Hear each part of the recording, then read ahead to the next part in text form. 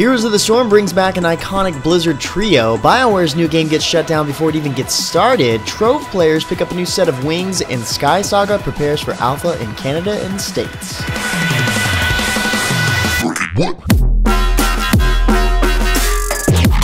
What's happening, guys? James Blonde here with MMOHuts.com with a quick weekly recap for MMO news and announcements for the weekend in February 16th, 2015. And starting out this week of news is FireFall and its latest release, Update 1.3, War in the Amazon.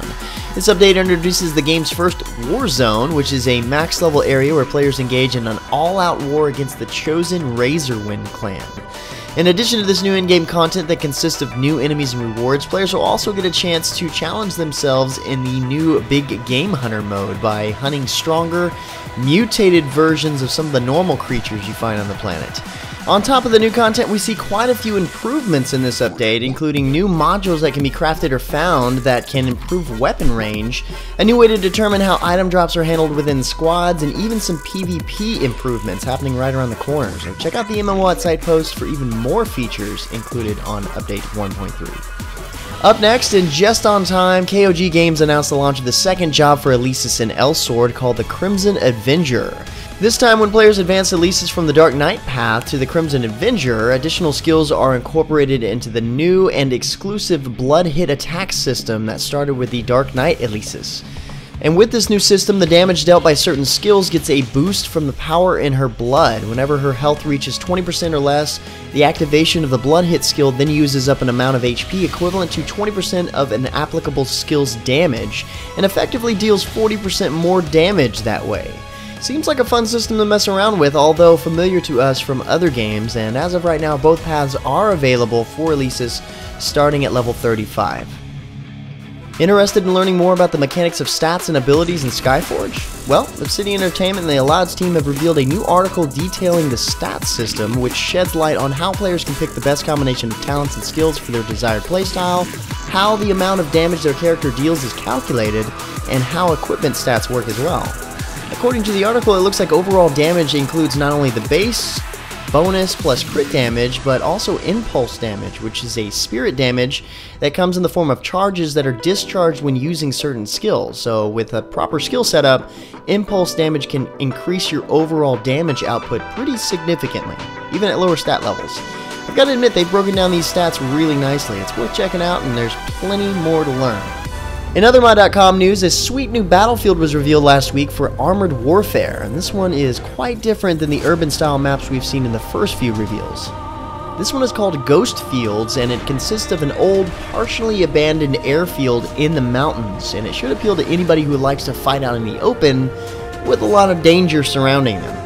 There are relatively few roads and buildings on this map, but as a trade-off, you might come across some cliffs that you can easily fall from, or plenty other hazardous natural elements, not to mention the lovely weather.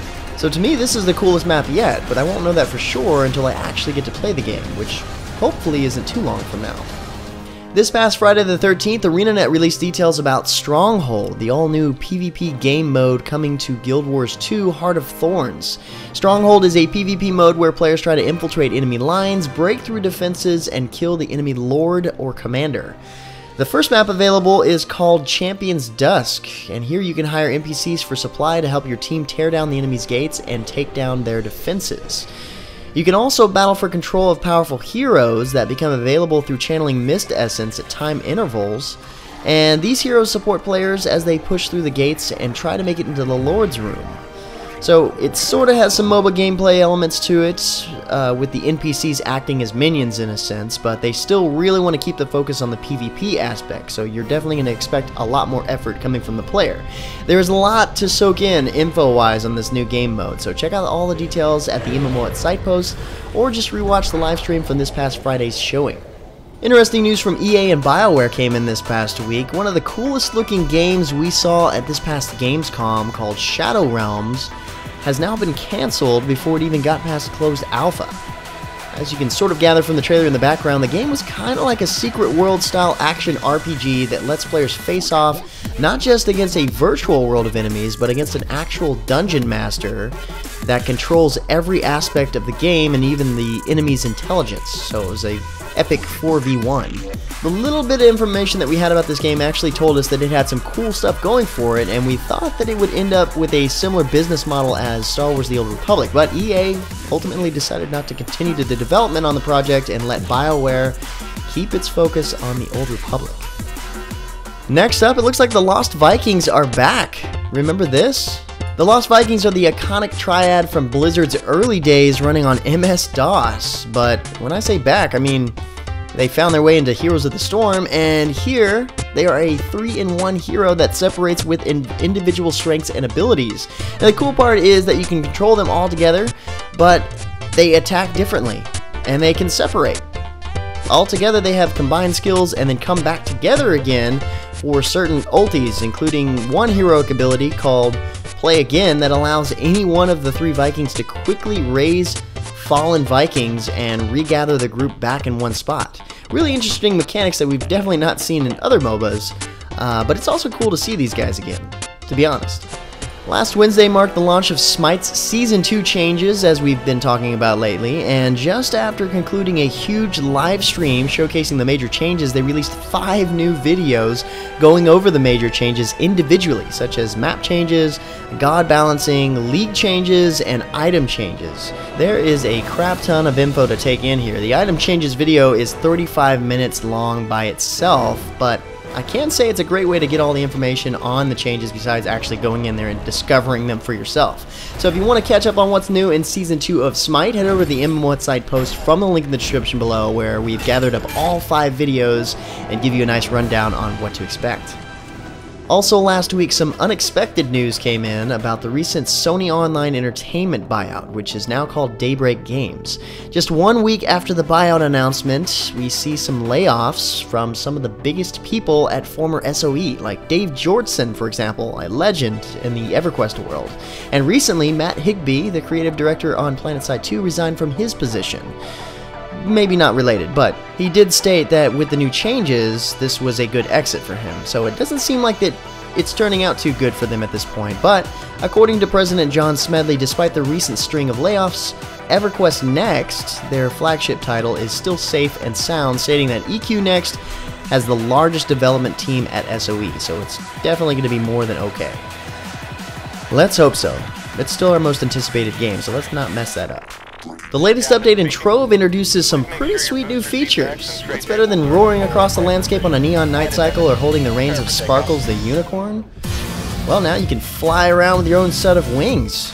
I've got to be honest, these wings are pretty awesome looking, both cosmetically and mechanically. It's kind of like a combination of a jetpack, a glider, and a standard pair of wings. This new update also introduces the Shadow Hunter class and biome that goes along with him. The Shadow Hunter is an archer class that has the ability to track targets through walls and fire shots touched by the sun goddess herself, which apparently means bad stuff for your enemies. The new update has been available since this past Tuesday, so hop in and check it out. In similar news, SkySaga has officially made the announcement it is starting up its alpha in US and Canada. The game's developer Radiant Worlds will start letting in North American players this Thursday, the 19th, allowing players to experience their upcoming sandbox adventure game and provide feedback, of course.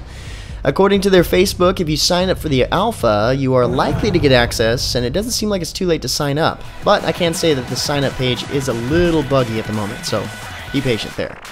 Meanwhile, the development team has also released 2 new videos, one showing off the game's PvP in the form of a tutorial, and another video discussing what has changed in the game from the first alpha test to the second. Now, I've got to admit, the game looks pretty fun, and it is too on our most anticipated list for 2015, and it seems like we'll be able to check it out a lot sooner than we expected. Hopefully there isn't some sort of secret NDA that I wasn't aware of. Anyway guys, that's about it for all the major MMO news and announcements for this week. Like always, if you're looking for more information about the news featured in the recap, check the links in the description below. Otherwise, head over to MMOHuts.com/news for even more MMO news. Feel free to discuss the news in the comments below or head over to MMOHuts.com/forums. And until next time guys, that's going to be it for me. I'm James Blonde. See you out there, gamers.